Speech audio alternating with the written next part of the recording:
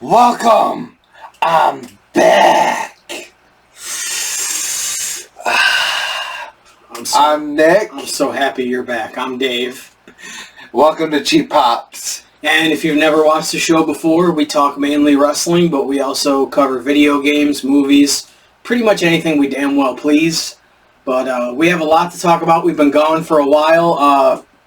A lot of pay-per-views or premium live events, as they're called now, have happened. We're not going to get to all of them. We're only going to really review one and talk about some that are upcoming because there's a lot, and that would be like a 3-hour show, and I'm not going through all these pay-per-views. Speaking of video games, yes, I'm happy about the new DLC with Pat McAfee being the next DLC. Yeah, and like you can use the football and all that stuff. I'm liking it with each DLC that they're adding like little weapons and stuff. Yeah, I mean that's cool. I mean the game's a lot of fun. I mean we had fun playing the Madden 24 the other day and stuff. So there's a lot of good video games out there. Oh yeah, and we played Streets of Rage 4, which is. Streets of Rage 2 is my favorite of all time, but Streets of Rage 4 was pretty badass, I got to admit. It got a good soundtrack to it, too. Yes. And how long did it take us? About, 2 hours? Yeah, it was 2 hours, yeah. An hour? It got easier once we figured out we could stop hitting each other. Yes. We changed that, but other than that, it was a lot of fun. It was a lot of fun. I don't have a lot of AEW news, because I think AEW kind of needs a hard reset right now. It really does. With how much of a role that WWE is on right now, AEW really needs to kind of, after Wembley, I really think they need to kind of change things up because it's getting kind of stale, and it's getting to the point where I'm watching it out of habit, and that was kind of me in the early to mid 90s. I was just watching wrestling out of habit because I loved wrestling. I hate the fact that TNA is actually doing really good. But the AEW's gotten to that point. There's certain things I like, but... Right, and that was WWE for a while until Triple H took over. Yeah. But, it's been getting really good. We're going to talk about it. And plus, people, we got Mini Umaga on the table. It's Baby Umaga. Baby Umaga. You're the one who named him, and now you can't even remember the name. Well, sorry. Mini Tribal Chief Baby Umaga. Yeah. We're going to talk about the bloodline for sure. Yes. But as far as AEW, I really believe that Ian Riccoboni should replace Tony Schiavone. Tony Schiavone is horrible on commentary. He's horrible whether he's doing play-by-play or color. He's just bad. He adds nothing to the show whatsoever. At least Ian Riccoboni knows what's going on and can talk about the actual stuff that's going on. Schiavone's just stupid. And this Chris Jericho learning tree crap. Oh, God. Excuse me. I know he thinks it's good that he's leaning into the fact that people want him to go away. It's not helping your cause any. No. They're not chanting, please retire, because they want you to go deeper into this character. They really want you to go away. And so does everybody else that watches that. I have not seen a single comment from a person that wants you to stay. In any video that you're in, everybody wants you to go. The only one who doesn't, apparently, is Tony Khan, and I don't get it. Because these Learning Tree TV time segments are just horrible. Well, Tony Khan's stupid because he fired CM Punk. So. Well, yeah, and now Jack Perry is the TV champion and the TNT champion. Yeah, it's bad. It really is. I mean, I'm be interested to see Wembley because Swerve Strickland against Bryan Danielson would be a really good match. Yes. And Tony Storm against Mariah May will be a good match. Bryan Danielson won the Men's Own Cup, and Mariah May won the Women's Own Cup, and then Mariah May turned on Tony Storm, hit her with the belt, and busted her open, and she's so pale that the blood was just... It looked really cool. And for all the people that say, oh, well, it's gross, the women bleeding, I'm like, so what... So all the guys that get hit in the head and they blade, that's fine. But a woman does it. If a woman was in a fight and she got popped in the head, she's gonna bleed just like a guy's gonna bleed. So what does it matter? Some wrestling fans, like there was one where when Jacob, we're gonna talk about Jacob Fatu, but when he debuted, somebody was like, oh well. it was ruined for me because the internet told me it was going to happen beforehand. And I saw a great comment. Somebody said, "So does that mean you don't watch a movie because you know what the outcome is beforehand?" Or he said, and then another one said, "What, you don't enjoy Christmas because you know it's coming beforehand? You know what day it's coming?" And just stuff like that just boggles my mind. Are you watching any NXT at all?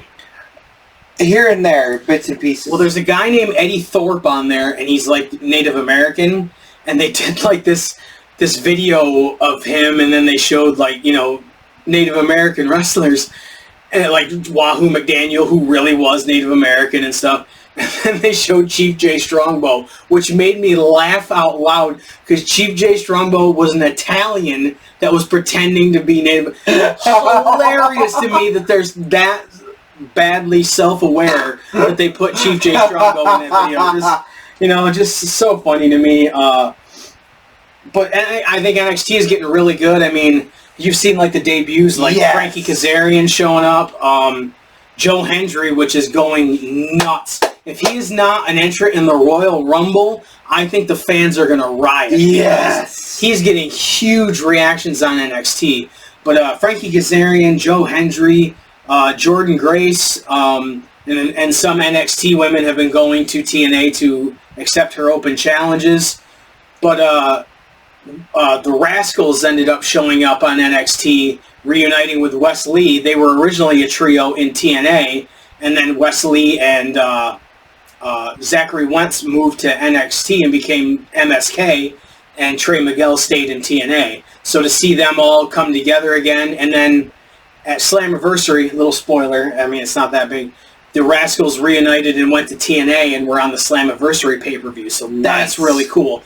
I want to see main roster people show up in TNA, and if AJ Styles shows up, the internet is going to explode. And I don't see why you wouldn't. I mean, why not acknowledge that? Exactly. I mean, especially, and if you have the relationship with TNA, maybe you can use the video footage of a lot of the people that were in TNA and stuff like that. Like, yes, you've got Abyss that works behind the scenes.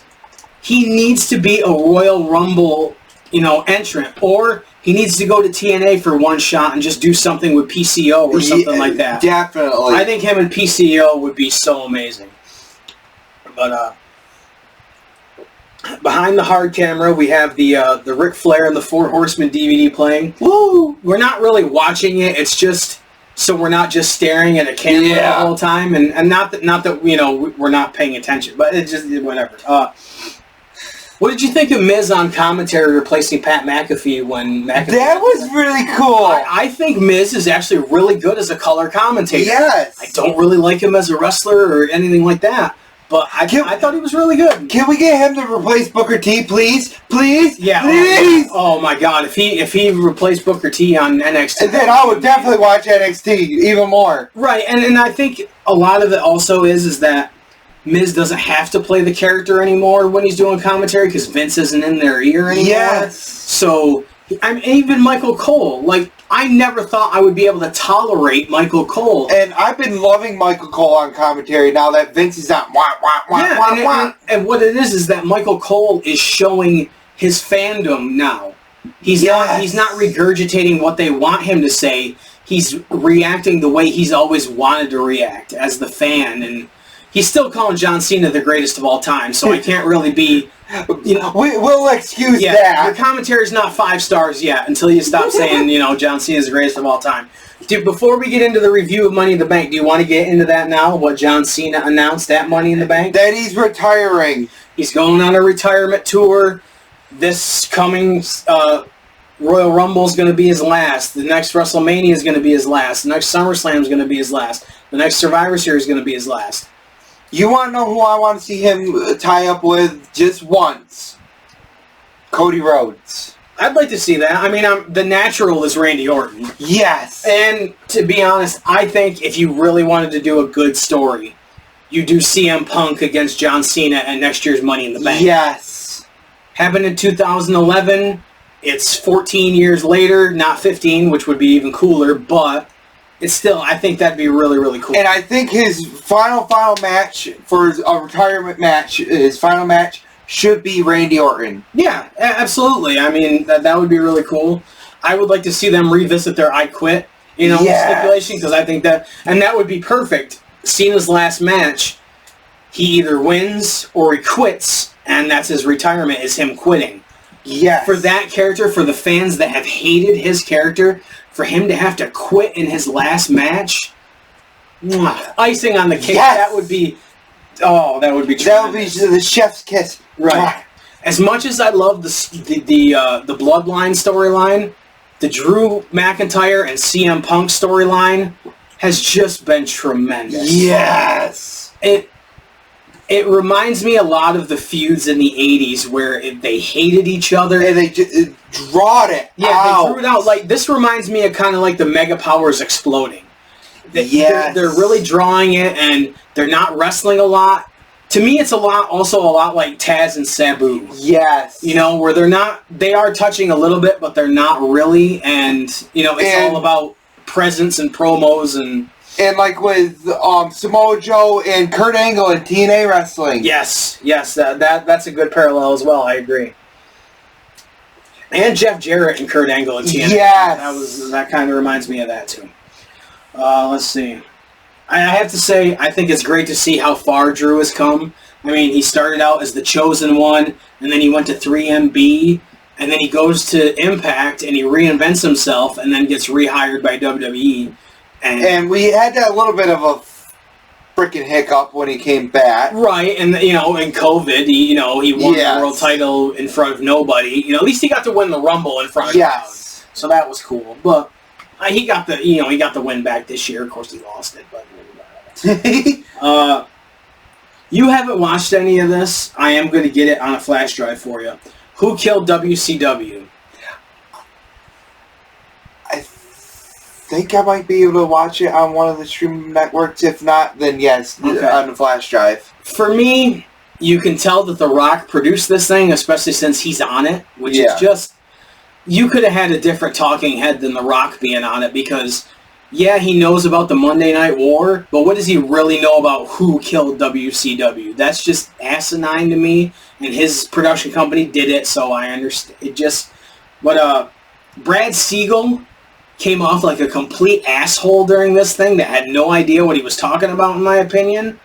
I thought it was a good docuseries, but they let people talk about conspiracy theories when people have written books about this, and when Time Warner and AOL came in, they didn't want wrestling. Yeah. So you can say Bischoff killed it, you can say Vince Russo killed it, but to be honest, Time Warner and AOL killed it. Yeah. Because Jamie Kellner said, we're not going to have it on TV anymore. Well, that's what really killed it. They were still doing 3s and 2s as far as ratings. Oh, yeah. They were one of the highest rated shows on TNT and TBS, even with the low ratings that they had. So, just him saying, the TV time is gone was really what killed it. So, I mean, it was good. It was cool to see, Bischoff get all choked up because he really enjoyed his time in WCW. What I really want to see is who really killed ECW. Well, that was getting so far into debt. The pay-per-view money wasn't going to matter, and to be honest, TNN really screwed them out of it too. They really did. They were doing that just as a trial run to see if wrestling would work, and then they ended up getting WWF. So. Yep. Did you see that 2 Cold Scorpio got arrested? No, I did not. Well, he stabbed a guy. Oh shit! Man was taken to the hospital, and doctors later found cuts on his head and chest and 2 stab wounds to his stomach and lower back. According to the report, the man told police he was using the gas station ATM, and as he left, Skaggs, which is 2 Cold Scorpio's last name, approached him and made comments about him smoking in the gas station and got in his face. The man pushed Skaggs away, and Skaggs attacked him. Wow. God. I mean... This is all alleged at this point because, he's been charged, but he hasn't been convicted of nothing, so this is all alleged. But wow. And I guess he was the security guy for a gas station. What kind of town are you living in where there's a security guard at a gas station? Granted, the Walmart I work at is in a bad area, and they have security guards there, but it's got a huge theft problem. But I can't imagine where a gas station is so bad that you need a security guard. And it's a former pothead pro wrestler. That says a lot about the area that you're living in, just saying. What was the other? Oh, Kevin Nash. Remember how he called guys vanilla midgets at one point? Yes. Like Guerrero and... My friend Dave sent me this. He made a comment on his podcast. I don't listen to his podcast because he's starting to be like Booker T to me. Everything he says, I disagree with. Like, he just comes off like the old wrestler that has no sense of what, Like, when CM Punk was talking to Nash back in 2011, telling him he has no idea what's good for business. He really doesn't. Kevin Nash on smaller world champions. When Benoit and Guerrero hugged at WrestleMania 20, that was the end of the business. Nash says, has business been the same since that WrestleMania? Has it come to the Austin era? Has it come close to the NWO or the Hogan era? You put two guys that were great workers that were the same height as the referees, and I'm sorry, man, are you going to watch a porno movie with a guy with a 3-inch member? Even if you're not gay, you will not watch a porno movie with a guy with a 3-inch member. That's not the standard in porno films. So you put a 5'7" guy as your world champion. Let me ask you this, Kevin. What's happening right now with WWE? They're setting gate records, pay-per-view records. Well, not pay-per-view records, but streaming records. They're selling out everywhere they go. They've made more money in the past couple of years than they ever have in the history of the company. Who's the champions? Seth Rollins, Roman Reigns, Gunther's probably going to be champion. Damian Priest. Yeah, Damian Priest is a tall dude, but... Roman Reigns is not champion. Well, okay. Cody Rhodes is. Would Cody Rhodes... Yeah, he's built like Shawn Michaels, and the only reason you cared if Shawn Michaels was champion was because he's your best friend. You would have said the same thing about him if he wasn't your friend. If he was in WCW and you were in WWF, you wouldn't be... See, you know what? This goes back to the whole Super Shredder thing. Yes. I've talked about this before. Once I saw before I get into that, I'm gonna... one thing I want to say is, he's getting on a ramp. I am. He talks about, the smaller wrestlers not drawing money. What WrestleMania do most people say is the worst WrestleMania of all time? WrestleMania 11 when Kevin Nash was on top? How much money did you draw, Kevin? You're a big dude. You're 7 feet tall. You're 300 pounds. You're the kind of guy that Vince likes. How much money did you draw in 1995? Probably a lot less than Seth Rollins drew. Small guys. I bet you Eddie Guerrero drew more money than you did in the 6 months he was champion. And the merchandise stuff, they can't keep Cody Rhodes' merchandise in the stores when they're doing their stuff for the PLEs. They have to restock every time. It's not just him. CM Punk is setting records. LA Knight is setting records. The Bloodline stuff sells like crazy. When you go to look at a shirt on WWE Shop, how often are like 3 or 4 of the sizes of each shirt sold out, completely sold out? Like a couple of days or even a day after it gets released. Exactly. They're making money hand over fist. They signed a $1 billion deal or a $9 billion deal with Netflix. They had sold the WWE Network to Peacock for a couple billion. They're going to be going... Who knows how much money they're eventually going to make from Netflix. They make millions of dollars every time they go to Saudi Arabia.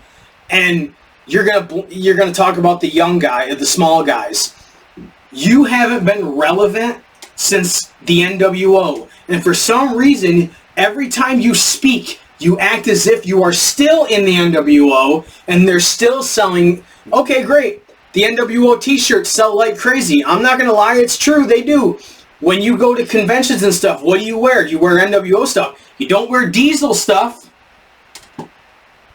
And you know what? Yeah, WWE owns the trademark, but they also own the trademark to The Undertaker. When he does his One Dead Man shows, he ain't signing Mark Calloway on stuff.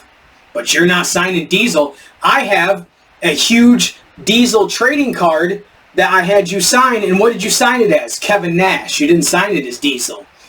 So, let's go back to what... I'm fired up right now. Keep going! And don't get me wrong. I liked Kevin Nash. I liked him as one of the outsiders. My nickname in high school was Diesel. We talked about that on a previous show.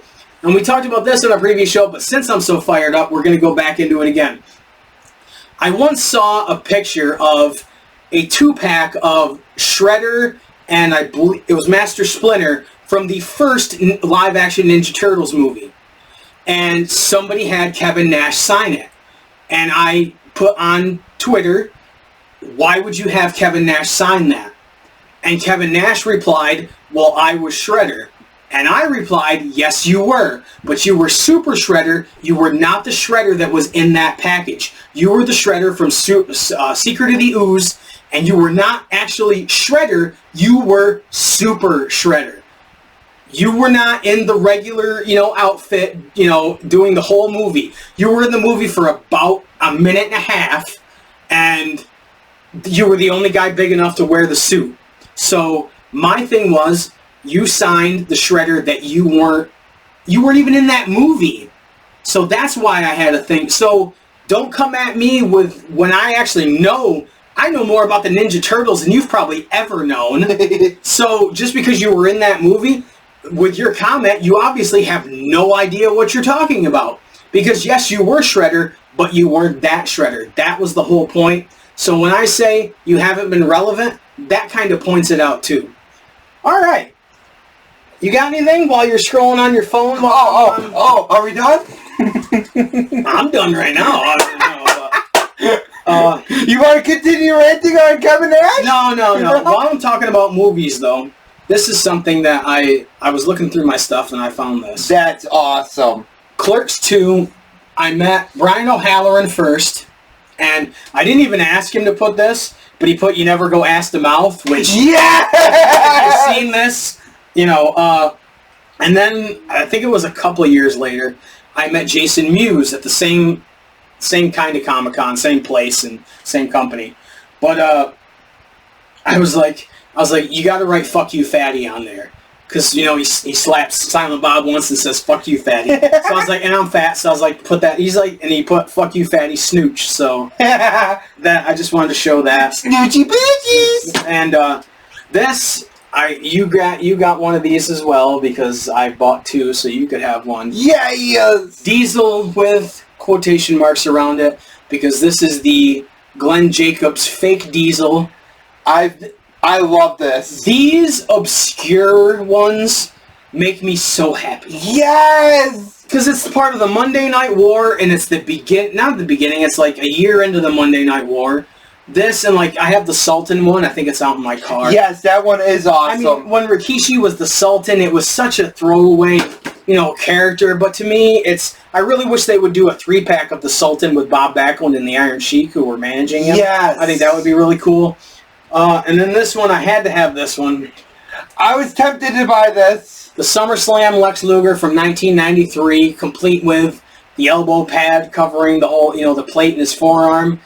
I loved this storyline where he, slammed Yokozuna on the deck of the Intrepid. So I had to have this one. I'm going to open it because I want to open it. And yeah, the box is half open anyway. So yeah, it's Fox. But I just wanted to show those. You got anything else? You got any video game or anything? Or I want to show off what you got me. I am so glad that he found this for me. I love Friday the 13th. Love. Yeah, and actually it was on the top of the peg, and I wouldn't have noticed it if it wasn't right in the front. So thank you for this. Oh, you're welcome. Let's see what else. Okay, so Jacob Fatu debuted, and it's been a couple weeks, or at least 3 or 4 weeks. Hell, they've already had a PLE with him in it. What did you think of his debut? It was fucking awesome. I mean, he destroyed Cody Rhodes, Kevin Owens, and Randy Orton. And if you haven't seen him on the indies, look him up. This dude is a fucking beast. Everybody says he reminds people of Umaga, and he does, but he's 10 times more athletic than Umaga. He can do a split-legged moonsault like Sabu used to do, where he would jump and then land his legs on and flip. This guy can do a triple jump moonsault. He is one of the...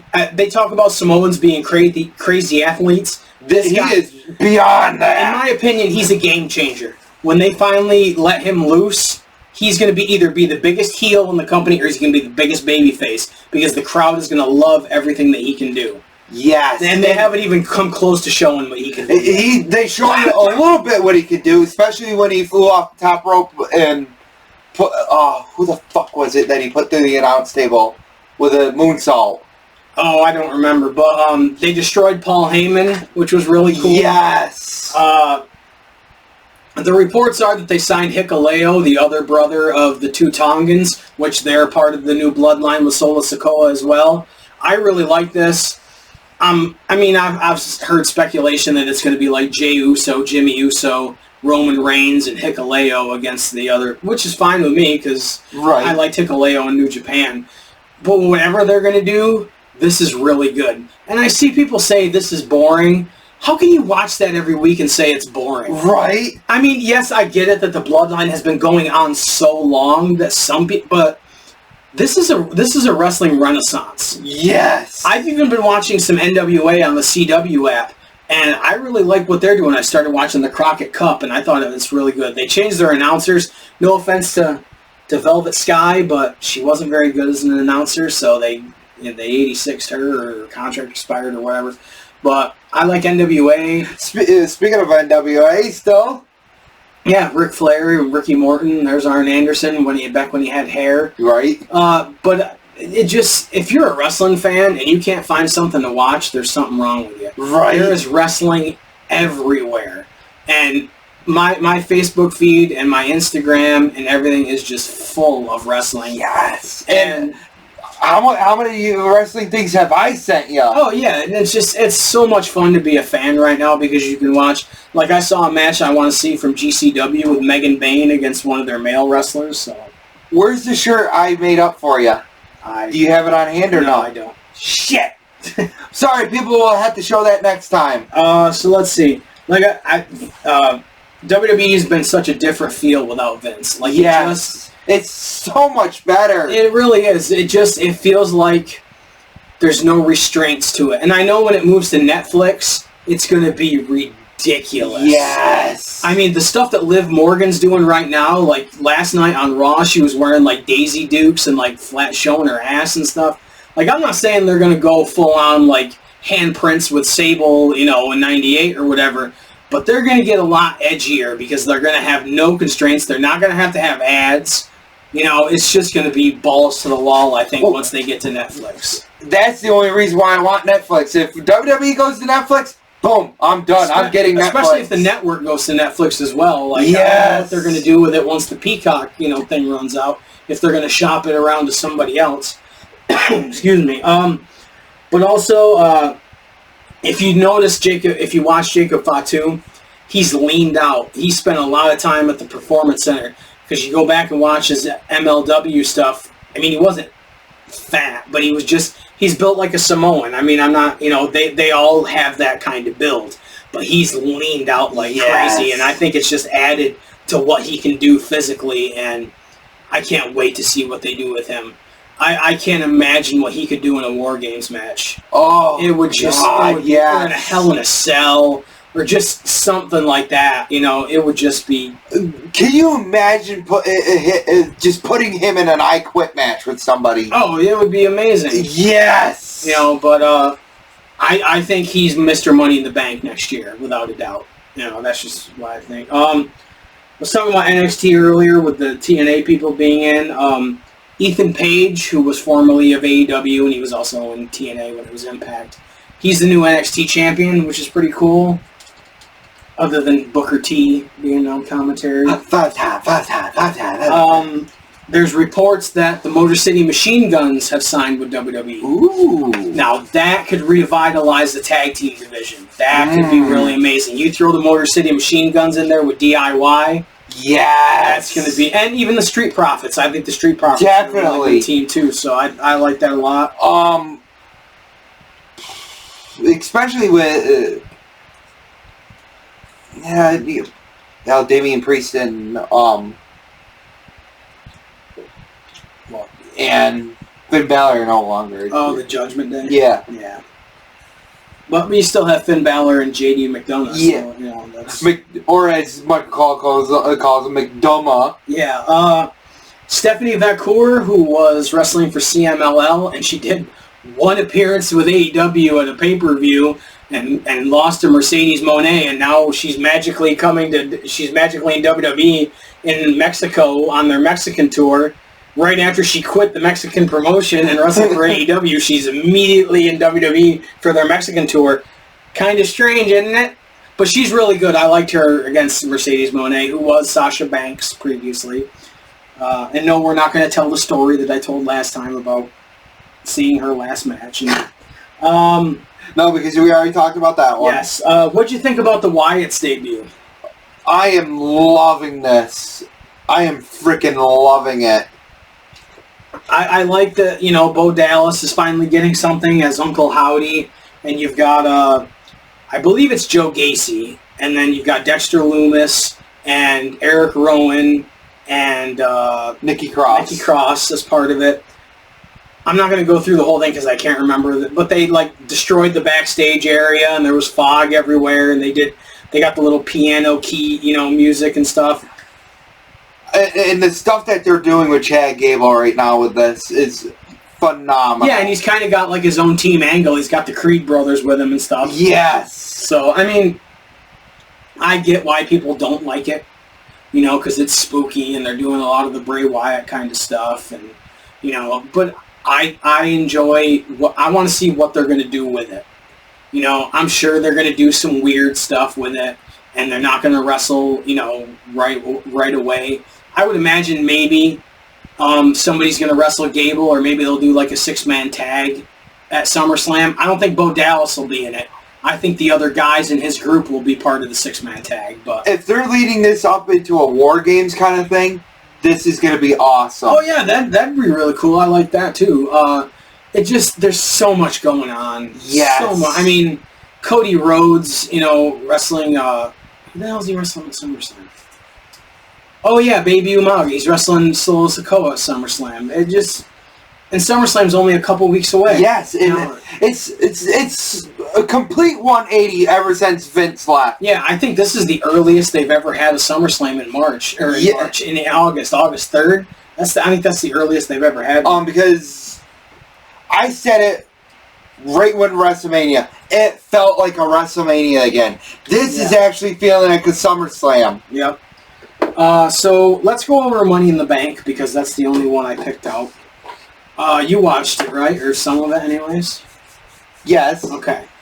I really like the wrestlers arriving into the arena and Michael Cole, talking about the show as they're all coming in. That is awesome. It makes it feel like a sporting event. It makes it feel like a Super Bowl, where they show the players in the locker room and they talk about, their stats and all that stuff and what's going to happen and what's, It's like they do with UFC and stuff. I don't watch UFC, but I get what you're saying. It feels so good, and their opening videos are amazing. It had a 1920s gangster feel to it. Their music choice, I get we were spoiled on the stuff from like with Limp Bizkit and all the the rock songs that they used to use. But some of these rap songs, the current rap songs, they don't do it for me. They don't fit, in my opinion. And no. I get why they do it because it's popular, but it's not for me.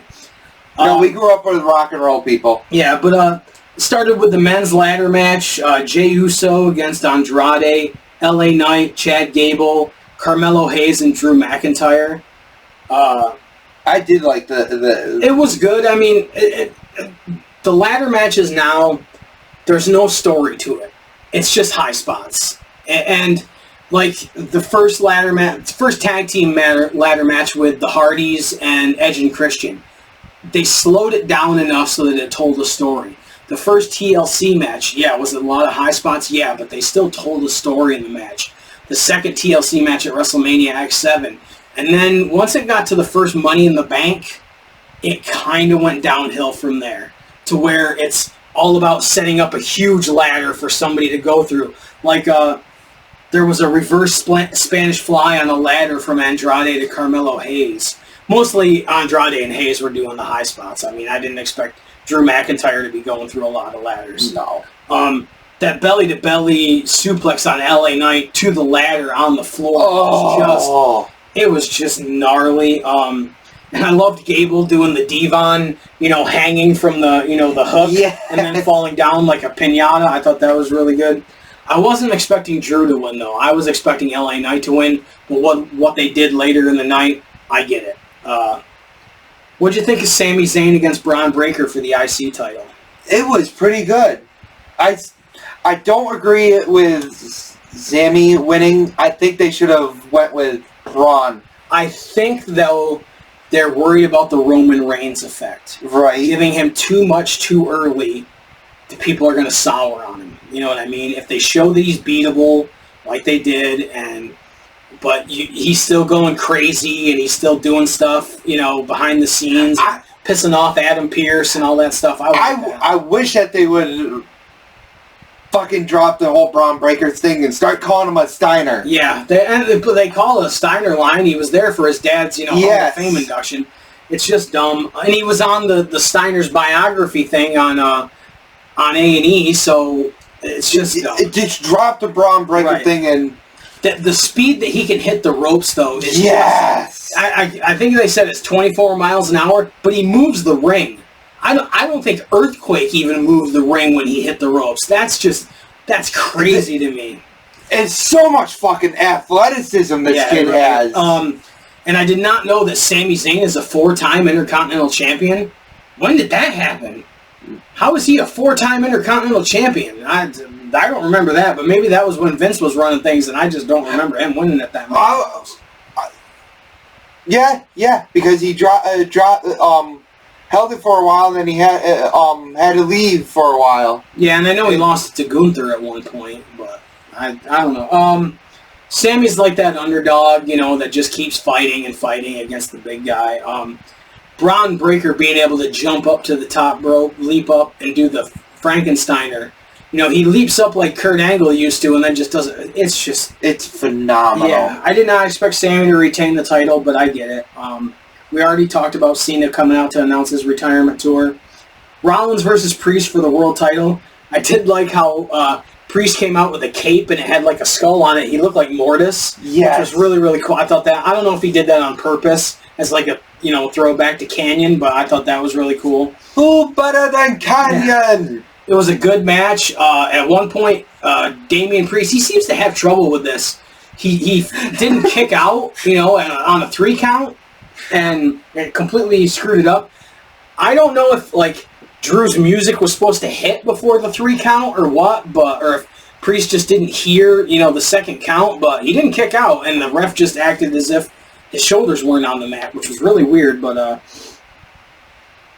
Drew cashed in and made it a triple threat, and Punk stopped him from winning, which was just it's just great. And Priest retained the title. So. And I'm liking that because they wavered off their little thing, so we might get Seth and Damian Priest again. Yeah, or you're going to see Seth against CM Punk because Seth was pissed that Punk's, he screwed him too.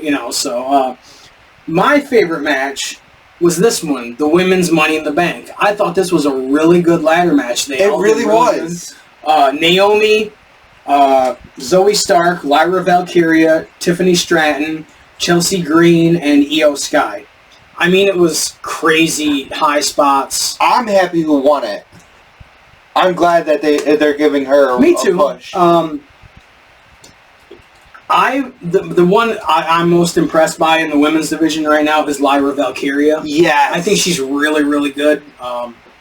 She got powerbombed onto a ladder, which really looked gnarly. But it's Tiffy time. Tiffany Stratton won the Money in the Bank, and she's really come into her own. To me, she's Sable with a personality. Yes, she's got the body, but she's got personality. She's arrogant. Sable was arrogant, but not realizing that she was turning people off with her arrogance.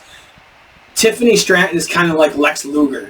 She plays up the arrogance and she does it well. And she can actually wrestle in the ring. She really can. Yeah, it's really good. I liked her in NXT. So. I'm loving the fact that they're bringing women wrestlers in that can actually wrestle. Yeah, it's really good. Unlike Nia Jax. Yeah, oh man. When I do a preview of SummerSlam, or we do. The main event, though, Kevin Owens, Randy Orton, and Cody Rhodes against the Bloodline. This match was insane, people. Jacob Fatu popping up immediately. Well, not immediately. He just kind of played possum for a second and then popped up after Randy Orton's draping DDT. Nobody has ever no-sold that DDT, so that was awesome. The Bloodline fights like a pack of hyenas. They swarm. It's just so good. Just swarming and ground and pound. It's so good. At one point, what was it? Jacob Fatu did the.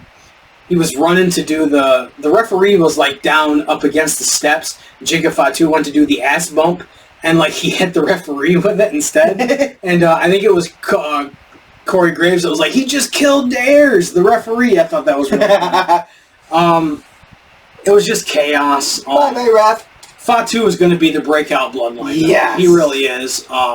And you can't say that he hasn't gotten over because he's getting so much heat. Yeah, and Solo Sikoa, I think, has done well in this. He really has. He's been the sidekick for so long, I didn't know how it was going to play, but I like how he's been doing. And I really think Paul Heyman's been helping him a lot with all this. So, and them destroying Paul Heyman was just the next level. Oh, yeah, it was great. But Solo won with the spike, and that was Money in the Bank. I thought it was good. I mean, you're leading into SummerSlam, so that was kind of like a placeholder. I mean, it advanced storylines with Punk and, it advanced stuff, but it wasn't, amazing, because the Money in the Bank to me just isn't.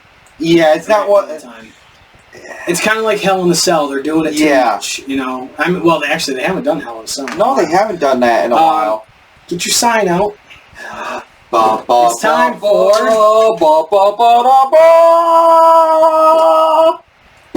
Nick's picks, and he picked two. Well, one good one and one. Sometimes ECW wasn't outstanding. You picked Enter the Sandman from 1995 at the ECW Arena. It was okay. Do you even remember any of this, or am I just going to have to go through all of it? We're going to have to wing it. Okay. Tony Stetson, the Hitman, have no idea who he is. He was in a black singlet with white airbrush against Hack Myers. I remember Hack Myers, but I don't remember a lot about him. Hack won with a face drop off the top rope. Not much to talk about there. Tasmaniac and 911 with Paulie against the Oriental Connection. Can't say that anymore. Nope. 911 double choke slam, 911 pin both. Taz just did he did his suplexes, He did a double belly to back. He belly to back two guys at once. Taz was a beast, man. 95, 96 Taz, and 97, towards the middle of 97, it was just, you couldn't beat that Taz. No. Axel Rotten had an amazing barbed wire baseball. Yes! And then he dropped a lot of F-bombs about Florida, and Ian Rotten interrupted with a barbed wire chair. They just mutilated each other with the barbed wire. I love their feud with each other, the Rotten Brothers feud. Yeah.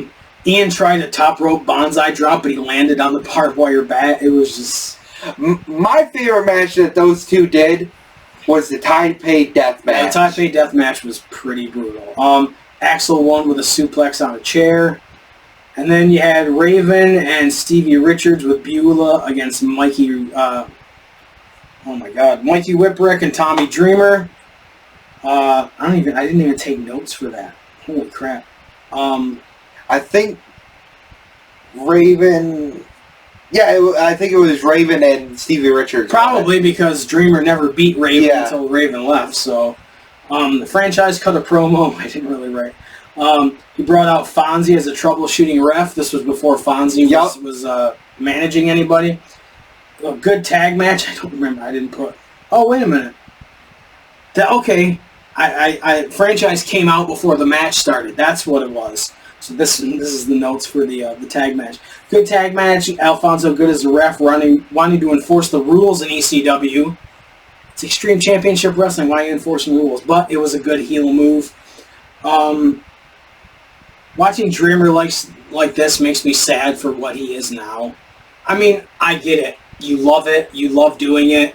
You know, it's hard to get away from that. It really is. Tommy, you like Chris Jericho, it's time to go. Yes. I mean, if you want to work behind the scenes, great. Yeah, you want to do indies, but being in TNA, just no. I don't like Dreamer with long hair though. No. Alfonso stopped the match for DQ and ECW. When the match beforehand, they're using barbed wire baseball bats and barbed wire steel chairs. Cactus Jack cut a promo saying he doesn't want Shane there anymore. Eddie Guerrero against Dean Malenko for the TV title. Such a fantastic match right there. If you've ever... Yeah, go ahead. Anything with Eddie Guerrero and Dean Malenko, it's going to be 5 fucking stars, no matter what. Only thing that sucks is this was all highlights. They didn't show the whole match. Yeah, exactly. This is... If you've ever watched the rise and fall of ECW, and at that one point, Joey Styles says... the man who did commentary on this match was Peter Sinercha, and you know him better as Taz. That's this match. This is the one where Taz does commentary for the first time. So I thought that was really cool. I said lots of stuff from the rise and fall of ECW you could find in this event. Sandman and Woman against Cactus Jack. If you're looking for a 5-star classic, this ain't it. But I love the Sandman and Cactus Jack feud. I do too, but for me, I mentioned it in my notes for Barely Legal. Sandman was the entrance and the charisma and the connection with the crowd. Once the match, as Bruce Pritchard would say, and then the bell rang. The white Russian leg sweep and the rolling rock senton off the top. But if you really watch his matches, it really is like a drunk guy trying to do wrestling moves. And I get he's an icon, and I've met him, and he's a really nice dude. He really is. Just don't piss him off with a stack of 8x10s like this. Don't do that. Don't do that. But it's all hype, as far as the persona is. He's not a good performer, in the ring. He never will be. Let's see. Franchise interfered. The Sandman retained. So now it's Shane versus the Sandman. A huge brawl. Sandman's a great character, but a horrible wrestler. I wrote that.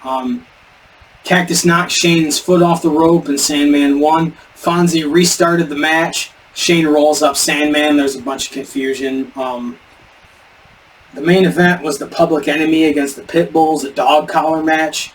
This was pretty good. It was. It was a brawl everywhere. Public Enemy retains. They got 5 minutes with Stevie. Raven came in. Dreamer too. Luna Vachon helped out Tommy, and Dreamer pile drove Beulah with a pile driver. Yes. And that was the debut of Luna. Then they brought in Gangrel later on. Yep.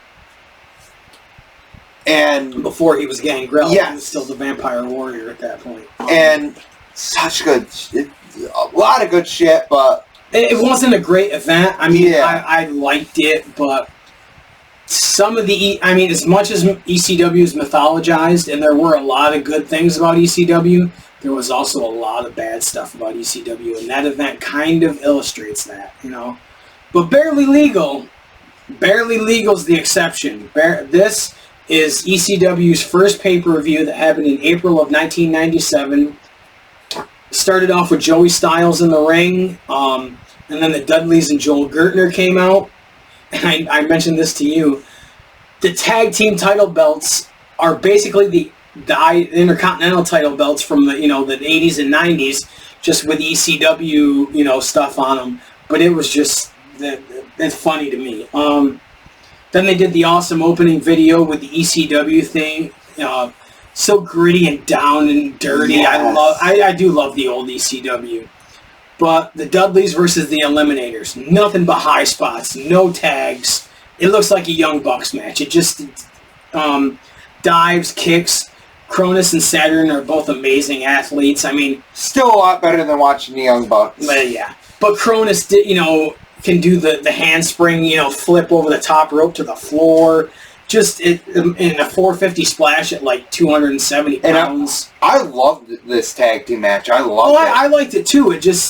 For the amount of criticism that modern wrestling gets, to see this match in '97 is like, Bubba Ray, you have no reason to talk about the current wrestling product when you were in this match. Sorry. Right? Total elimination makes Saturn and Cronus 3-time tag champs. And then Gertner gets hit with the total elimination after he declared the Dudleys the winner. It was really total elimination. Lance Storm against Rob Van Dam. It was supposed to be Lance Storm against Chris Candido, but Candido was injured. I think Storm could have had a good run with Van Dam if they had actually done it. Yeah. Because their styles are very... Storm is a lot like Jerry Lynn, and Jerry Lynn had really good matches with Rob Van Dam, so... lots of high spots. It's a Rob Van Dam match, and Lance Storm can do that stuff too. I mean, he's an amazing athlete.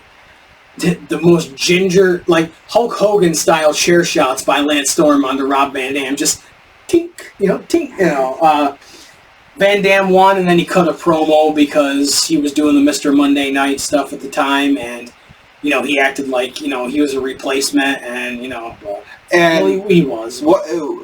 Either he went to WCW the next night, or it was WWF. I think it was WWF, because I think Lawler brought him out that night. Yes. To me, the match of the night is this match. A Michinoku Pro 6-man tag. Taka Michinoku, Dick Togo, and Men's Teo, who would eventually be part of Kai and Tai. The only one who wasn't there was Funaki. Against Gran Hamada, Yakashiji, and Great Sasuke. Lucha style mixed with Japanese. I mean, they weren't tagging or anything. Dick Togo, in my opinion, has the best senton out of anybody in the business. Past, present, or probably future. Just tremendous. I don't know if you noticed. You know who Todd Sinclair is, the kind of overweight referee from Ring of Honor? The Japanese referee was Todd Sinclair with black hair. Go watch Barely Legal and then watch a Ring of Honor pay-per-view from like 2011 and see Todd Sinclair.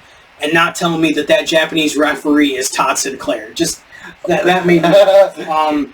insane high spots. The one guy, Yakashiji, he had a Power Ranger kind of outfit on. And the crowd's chanting Power Ranger because, of course, it's ECW. And they're going to shit on something that they think is funny. It was really cool to see Taka at this point because he hadn't been signed by WWF. None of them had, actually. And this was before Sasuke had been in WWF as well. Sasuke gets the win. I think he did a crossbody, but I don't quote me on that. There was so much shit going on in this match. Yeah, it was just... Did you notice the way the ring sounded? It was like they put... I've actually been to indie shows where they'll put like a layer of tin or something underneath the ring mat. So you get that really, it's a weird sound. Like it reverberates and everything you do on the mat. That's exactly what it sounded like. Yeah, it sounded like they had something underneath the canvas to make it louder. Because every move they did sounded really loud. But I'm not complaining. It was really cool. The next match I fast-forwarded through. Shane Douglas against Pitbull number 2. I kind of did too. I like some of Shane Douglas's matches, but some of his stuff with the Pitbulls kind of is for me. He did a long promo, and then after the match, the franchise won. They'd been doing this thing where Rick Rude had been coming out in a mask and, cutting promos on Shane Douglas. So the stipulation was that Douglas won. Not only would he retain the TV title, but Rude would have to unmask. Well, guy came out in Rude's robe, his Simply Ravishing robe, with a mask on, but you could tell clearly it wasn't Rick Rude. It was actually Brian Lee, who had until then been part of the Triple Threat with Shane Douglas and Chris Candido.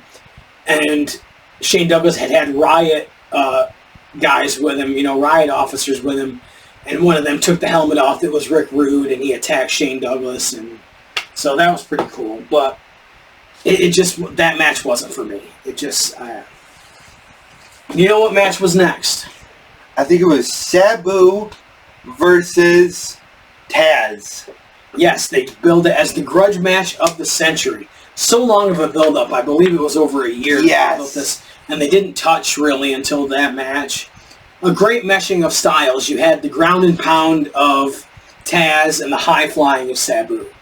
It's such a fucking good match. Yeah, Sabu does not get the amount of credit he deserves for the innovation and the stuff that he did.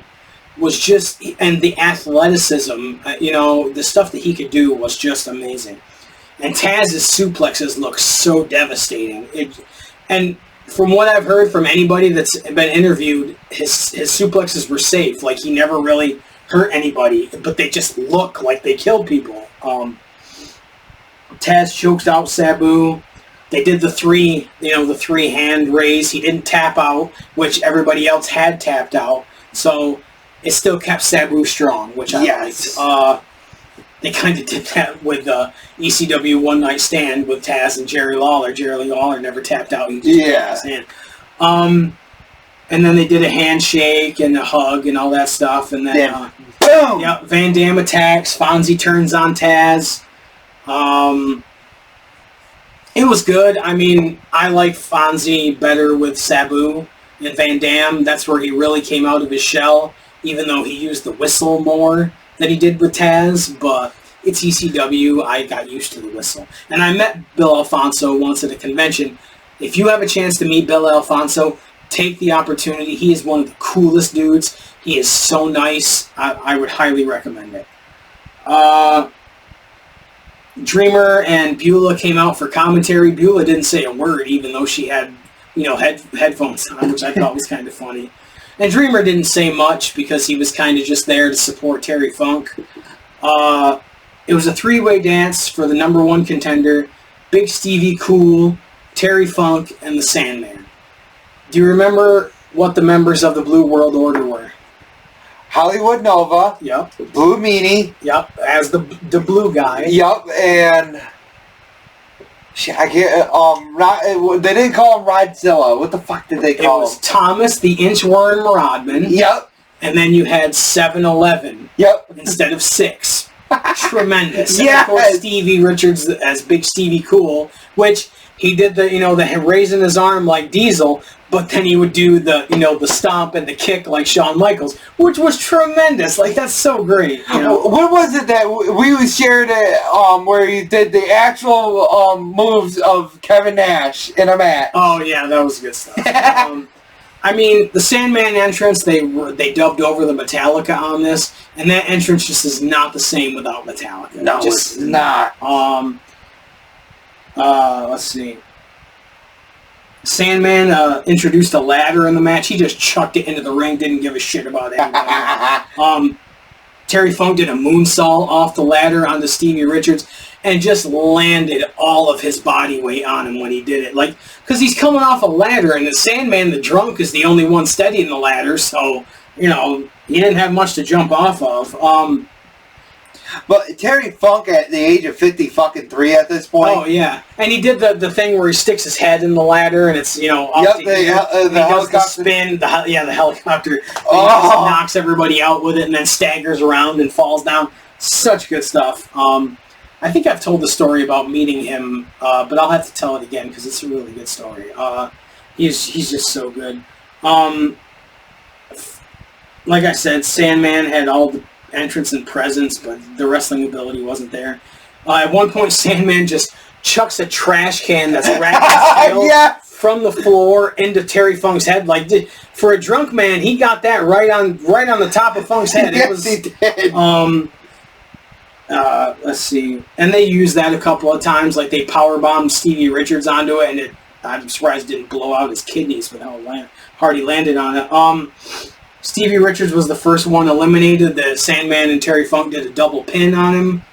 And then Funk won the match with a moonsault on the Sandman. And again, he landed all his body weight onto the Sandman, which I'm sure the beer belly kind of, caught up most of that. So, no, I'm not trying to throw shade on Sandman. I'm really not. He's an icon. He's a great dude. Just, sometimes watching some of this old stuff with him in it is kind of hard. And of course, out comes Raven to defend the ECW title, picking the bones of, the 53-year-old. Should we say what the world title looked like back then? Yeah, go ahead. I think if I remember correctly, it looked like another old WWF belt. It kind of looked like the one Hogan wore after Andre beat him. Yes. And that transition till the Winged Eagle, that belt, it looked like that one, the Hogan 86 to 87 kind of belt, but it still looked cool. It looked cool, yeah. Funk, bladed at one point, and he hit a gusher. It looked like Eddie Guerrero after JBL hit him with the chair. The Raven's Nest stacked tables underneath the Crow's Nest where Dreamer was doing commentary with Joey Styles. Who came out to hit Tommy Dreamer? 911. No, Big Dick Dudley. Yes, Big Dick Dudley, and he went for a choke slam to choke slam Tommy through. It was big. But it was 911 that originally did the 3 stacks of tables where they try to end his career. Yes, it was. But Tommy Dreamer low blowed Big Dick Dudley and then choke slammed him through all the time. He hit him in the big dick, people. Yeah. And Funk used a small package and beat beat Raven after Dreamer DDT'd Raven, and they screwed up on the 3 count because Todd Gordon was running around the ring telling them to go home because they were going to lose the feed, and they did a 3 count, or they did a 2 count, and they hit the bell, and then Funk did the small package again, and he won, and he held up the title. And I love this part when they're out in the crowd and Dreamer's handing him the belt. He's just bleeding all over this hot chick in a BWO shirt, just bleeding all over her, and I'm just thinking, this girl's probably coming to the first wrestling show ever with her boyfriend. He bought her a BWO shirt, and this old dude is sweaty and just bleeding all over her, holding up a championship belt, and just leaning all his weight on her, and that made me laugh so much. But this was, in my opinion, the best pay-per-view they ever did, and it was their first one. Not saying that they didn't have great ones, they really did. I think their November to Remember, where Mike Awesome wrestled Masato Tanaka, yes, or Anarchy Rules 99, where Taz wrestled Mike Awesome and Masato Tanaka. There's just so many good pay-per-views, but I think this one was their best one because it's hard to beat that at that point. Do I have anything else? I don't think. Pay-per-view previews, stuff that's coming up. Ring of Honor. I have to admit, because it's on their streaming platform, and I don't have the money to pay for another streaming platform right now. I'm gonna let you rant for a bit. Okay. Oh well, whatever.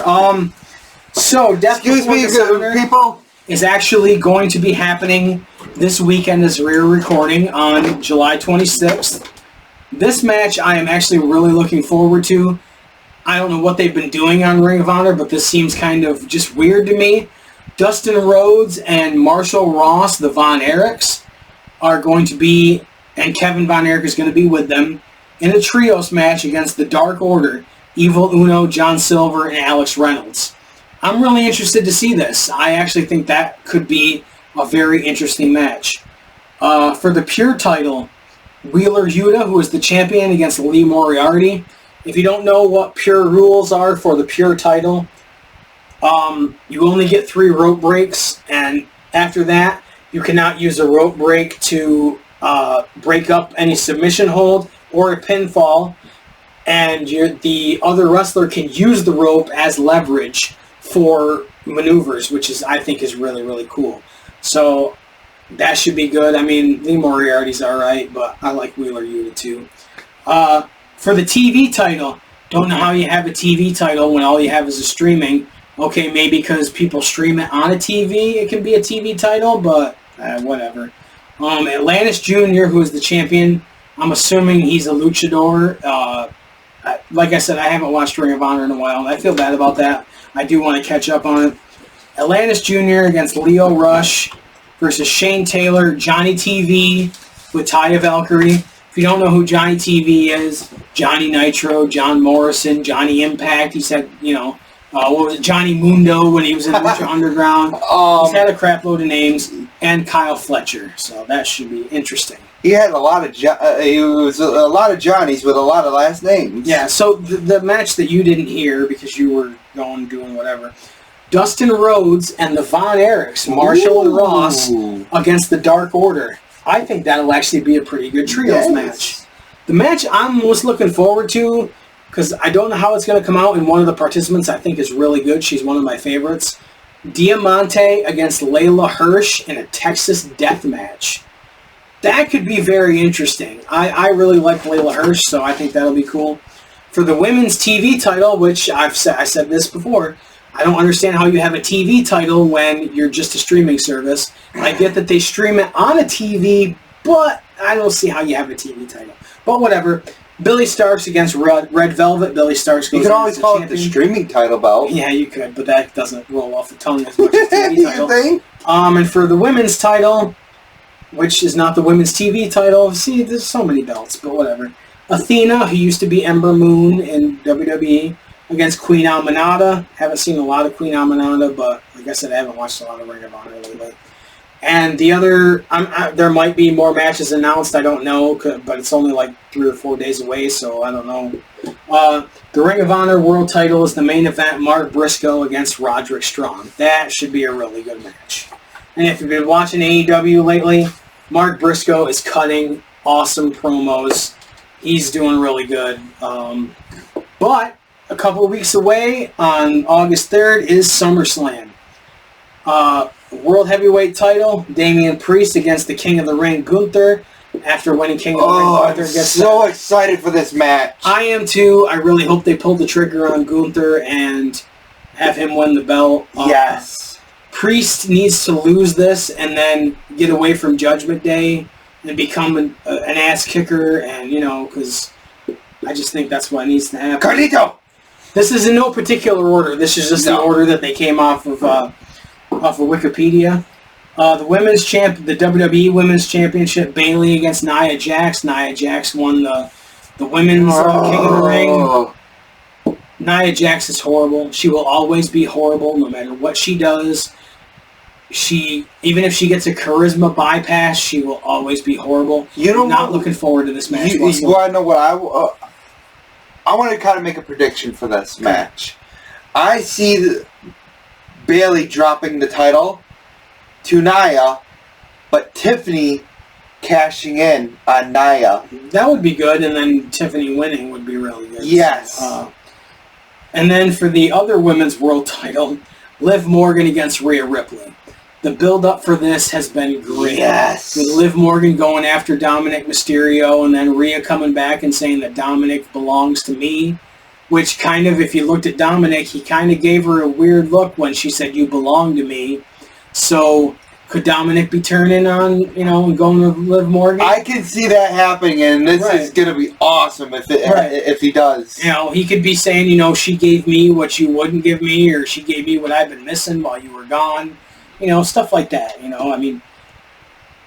I don't know if I could pick between Liv Morgan and Rhea Ripley. I kind of would be happy with either one. I want Liv. Yeah, Liv with those Daisy Dukes on Raw was kind of, man, hard to beat, like John Cena would say, a swollen Peter, hard to beat.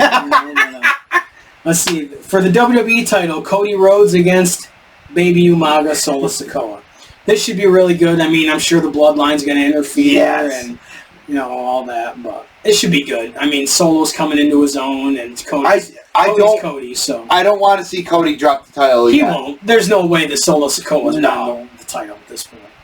I'm sure Cody will get a beat down from the Bloodline and all that stuff, but the U.S. title, Logan Paul against LA Knight. Pull the trigger on LA Knight. Yeah, LA Knight needs to win this match. Logan Paul does not need that belt.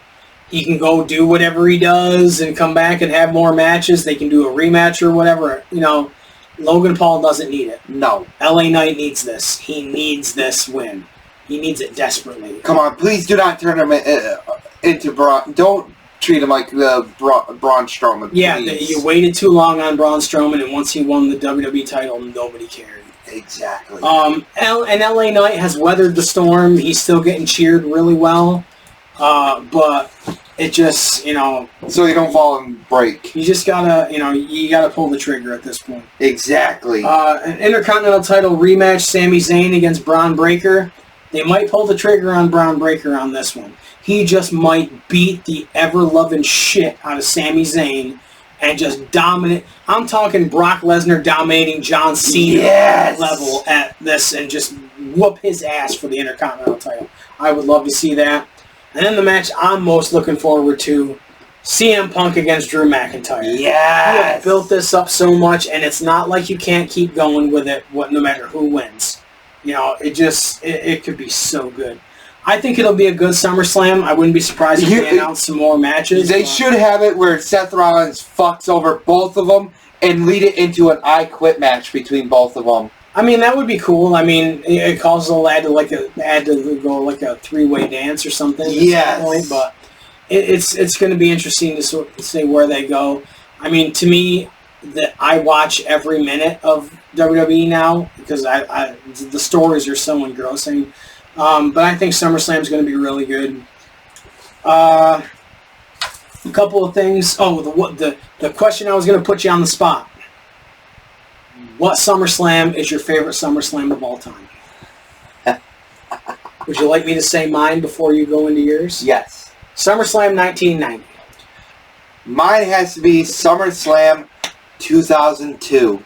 That's my number 2. I like that. But SummerSlam 1990, you had the Rockers against Power and Glory, where they attacked Shawn Michaels before the match began. And if you go back and watch that, Marty Jannetty carries the whole match, and it's a really, really good match. You had Jake the Snake against Bad News Brown in a horrible match with Big Boss Man as the referee. Hacksaw Jim Duggan and Nikolai Volkov against the Orient Express. Horrible match. But one of my favorite tag team matches of all time, this may be in my top 3. Demolition against the Hart Foundation for the WWF Tag Team titles, 2 out of 3 falls. And there was 3 members of Demolition at this point. There was Crush, there was Axe, and there was Smash.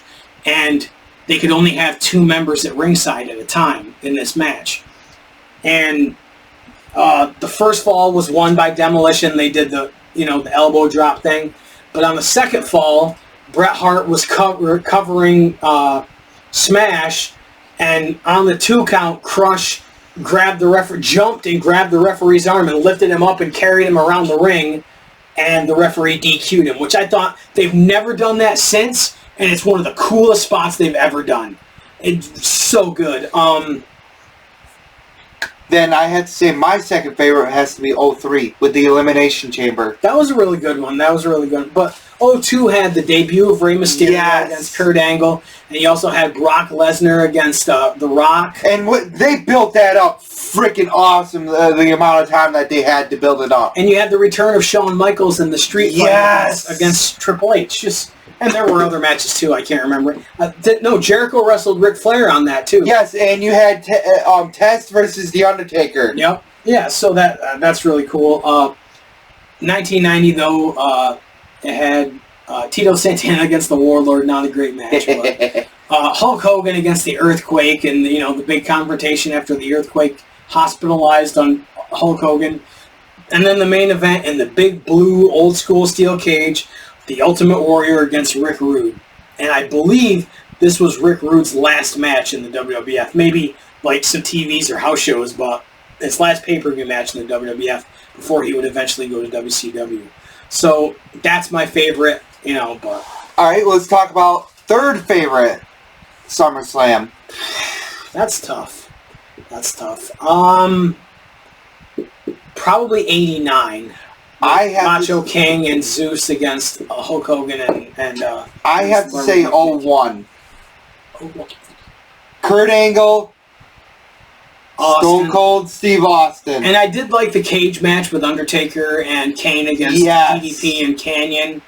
01's okay. Yeah, I could see you. And I think Edge wrestled somebody on that too. It was Christian, I think he wrestled. And that was the ladder match with Van Dam against Jeff Hardy for the hardcore title. So yeah, 01's good.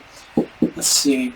Yeah, I have to say 89, but we're not going to go through all our favorite. No, I just wanted to pick our top 3. One thing we haven't talked about movies in a while: Deadpool and Wolverine is coming out this weekend.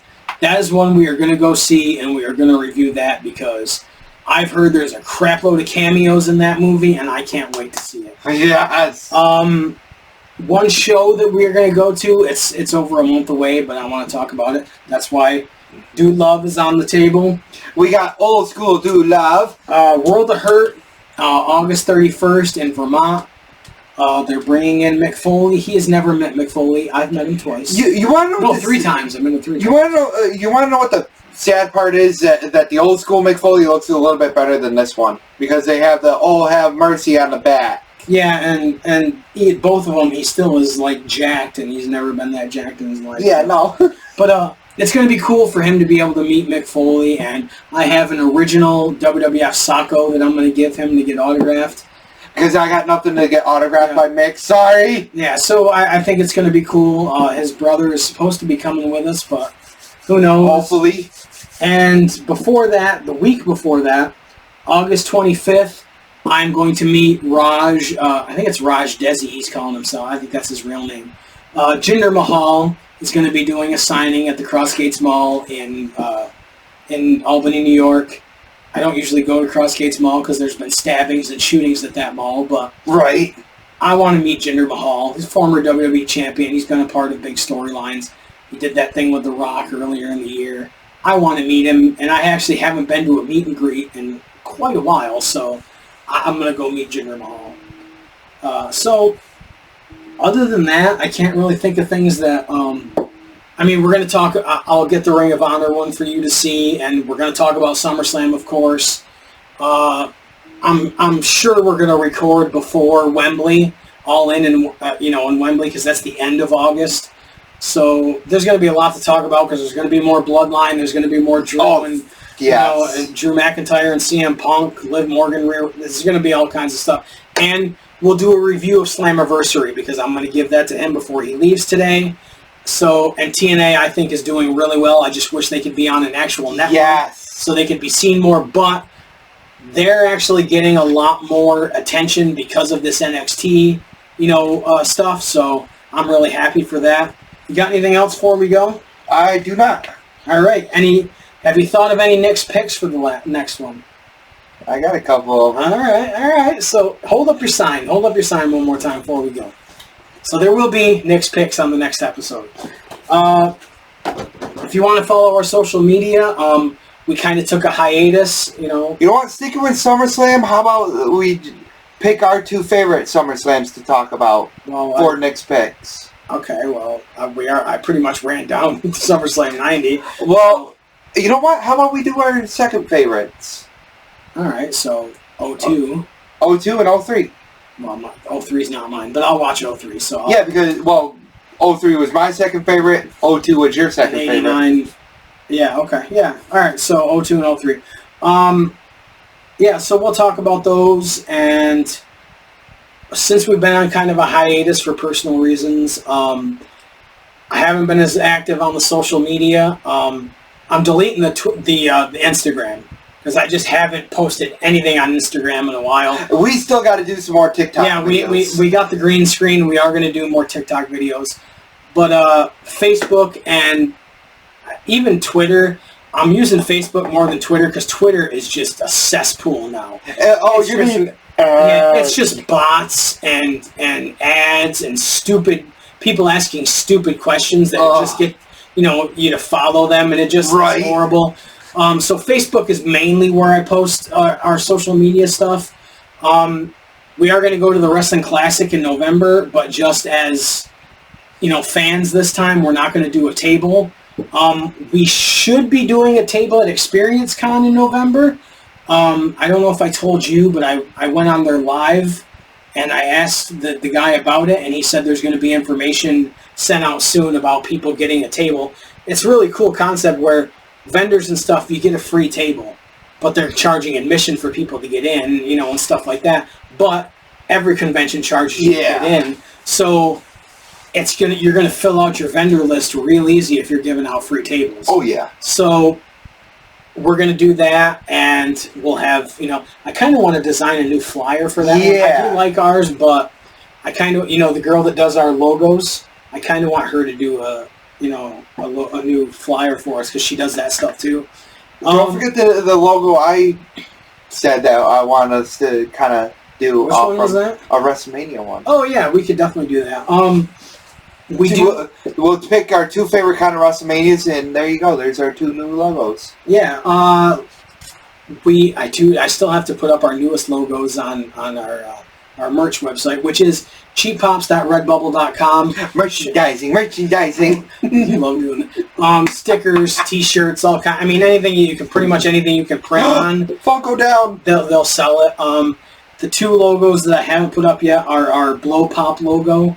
And I love that one. That one came out of my brain, and it's my favorite one. Aside from the Double Dare one, which I really like. But also, we did the Macho Man sunglasses logo, but we put this guy in it. And, where Macho Man's face is, his face is in there now. And it says Cheap Pops in the Macho Man font. Really cool. I mean, who doesn't do parody stuff? I mean, we don't expect to get rich off of this stuff. I mean... Hey, if it wasn't for parodies, we wouldn't have had the Blue World Order. Yeah, right. So, cheappops.redbubble.com if you want to support us and buy something, cool. I think we have really cool logos, but, I like them. So, and we do have a website, cheappopshow.com. It's pretty much just a gateway to our social media. I might do more with it later, but... Like I said, we both had a lot of stuff going on. I do want to try to get back to recording either every other week, or at one point we were doing it weekly. Yeah. If we can't do that, I really want to go back to every other week. I mean, like, I get you had a lot of stuff going on. I've had stuff going on. We're not making money off of this. No. So, it's not like, like Jim Cornette or, a lot of those guys that make their money off of their YouTube. We don't. So... It's just, this is a passion project for us, so there might be delays sometimes when we're doing it. Oh, and I know this is our show, but I want to mention, I do a podcast, and a new episode is going to drop this week. It's called the Local Jobber Podcast. It's nothing but wrestling. This is, we talk about wrestling, we talk about, like, we did the video games today, we talked about Deadpool and Wolverine. We talk about whatever we feel like talking about on here. I do that one as and it's just me, no offense to him, but I have a radio background and I wanted to use those skills and, not always talk about the same thing we talk about on here. And me, I just have a crazy background. This is true. It's certified. It's got papers to prove it. But at Cheap Pop Show on Twitter and Facebook. If you've never watched us before, thank you for checking us out. If you've lasted this long, my God, we're going almost an hour and a half. So at Cheap Pop Show on Twitter, not as much, but Facebook definitely. We post more on there. Leave a comment. I mean, we've had a negative comment, and I don't care. Not that I don't care, but we want to know what you think about the show. If you think that it sucks, tell us it sucks. You're not going to hurt our feelings. Whatever. I know people that think the show is really good. So, and we do this because we like doing it. And yes, I talk more than he does, but this isn't my show. It's our show. We go 50-50 on all our logos. We go 50-50 on everything. Exactly. Every banner that's behind us usually is 50-50. Yep. This one was 50-50. Yep. Any logo we've created, anything we've ever done, the business cards that we have, we do it 50-50 because this is our show. I've heard people say that I'm mean to him. If you knew us, we bust balls. That's what we do. Like, if I was really being mean to him, he wouldn't do the show with me anymore. And besides, we're brothers! I'm about to punch you in the mouth, but no, we love doing this show. I'm already getting hoarse because I talked too long. Thank you so much for checking us out. I blame the rant. But yeah, that really wore me out. Usually, I have a taller thing of water. Yeah, he does. So, once again, thank you very much, and I'm going to let you take us out this time. Check us out on Cheap Pop at Cheap Pop Show.com. I'll let you name off the platforms. CheapPops.redbubble.com for merch. Facebook and Twitter is at Cheap Pop Show. I'm Nick. I'm Dave. Pop Guys out.